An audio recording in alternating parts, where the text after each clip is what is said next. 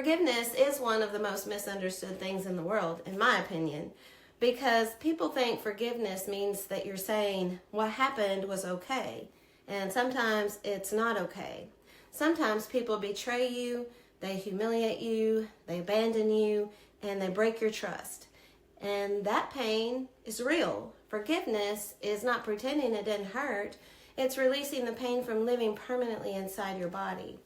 I can always tell when I haven't forgiven someone fully or experienced forgiveness for someone, because when I think about them, my body physically reacts.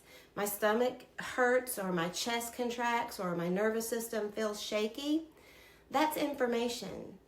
That's an unresolved wound still asking for attention, and I used to think forgiveness was mostly spiritual or moral, but now I know it's biological as well, because resentment lives in our body.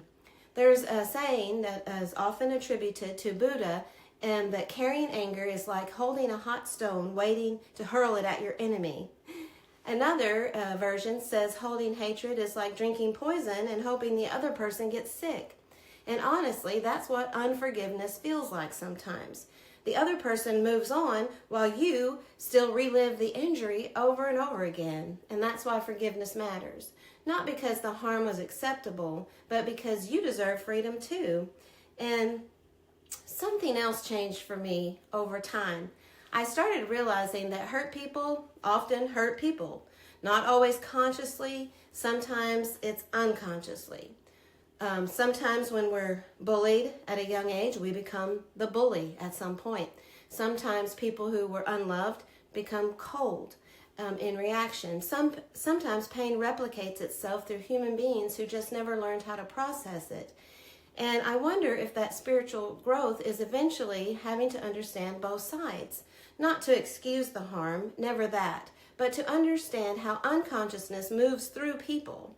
Because if someone humiliates you deeply enough and you never heal consciously, eventually life may place you in situations where you become capable of humiliating someone else too.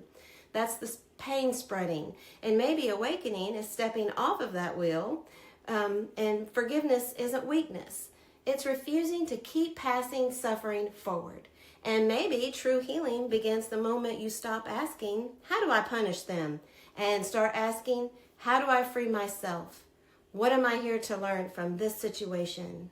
What is this here to teach me? Because every human being is carrying something invisible that we can't see. And the more awake you become, the more carefully you begin handling other people's hearts.